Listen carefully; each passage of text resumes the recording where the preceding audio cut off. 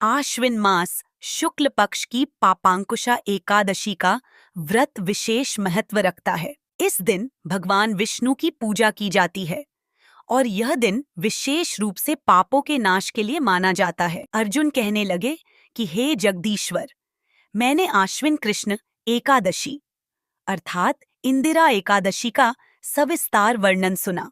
अब आप कृपा करके मुझे आश्विन क्वार माह के शुक्ल पक्ष की एकादशी के विषय में भी बतलाइए।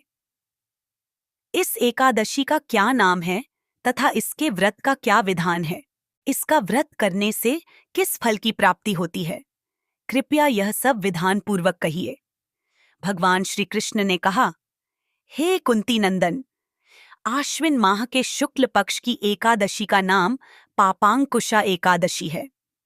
इसका व्रत करने से सभी पाप नष्ट हो जाते हैं तथा व्रत करने वाला अक्षय पुण्य का भागी होता है।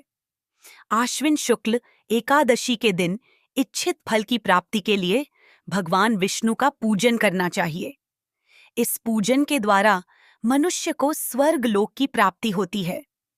हे अर्जुन, जो मनुष्य कठिन तपस्याओं के द्वारा फल की प्राप्ति करते हैं, वह फल इस एकादशी के दिन क्षीर सागर में शेषनाग पर शयन करने वाले भगवान विष्णु को नमस्कार कर देने से मिल जाता है और मनुष्य को यम के दुख नहीं भोगने पड़ते। मनुष्य को पापों से बचने का दृढ़ संकल्प करना चाहिए। भगवान विष्णु का ध्यान स्मरण किसी भी रूप में सुखदायक और पापनाशक है, परंतु पापांकुशा एकादशी के दिन प्रभु का स्मरण कीर्तन सभी क्लेशों व पापों का शमन कर देता है। पापांकुशा एकादशी व्रत कथा। प्राचीन समय में विंध्य पर्वत पर क्रोधन नामक एक बहेलिया रहता था। वह बड़िद्दा क्रूर था। उसका सारा जीवन हिंसा, लूटपाट, मद्यपान और गलत संगति पाप कर्मों में बीता। जब उसका अंतिम समय आया, तब यमराज के दूत बहेलिये को लेने आए और यमदूत ने बहेलिये से कहा कि कल तुम्हारे जीवन का अंतिम दिन है, हम तुम्हें कल लेने आएंगे। यह बात सुनकर बहेलिया बहुत भयभीत हो गया और महर्षि अंगिरा के आश्रम में पहुंचा और महर्षि अंगिरा के चरणों पर गिरकर प्रार्थना करने लगा। हे ऋषिवर, मैंने जीवन भर पाप कर्म ही किए हैं।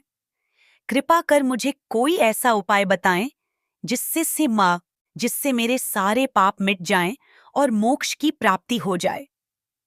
उसके निवेदन पर महर्षि अंगिरा ने उसे आश्विन शुक्ल की पापांकुशा एकादशी का विधि पूर्वक व्रत करके को कहा। महर्षि अंगिरा के कहे अनुसार उस बहेलिये ने यह व्रत किया और किए गए सारे पापों से छुटकारा पा लिया और इस व्रत पूजन के बल से भगवान की कृपा से वह विष्णु लोक को गया।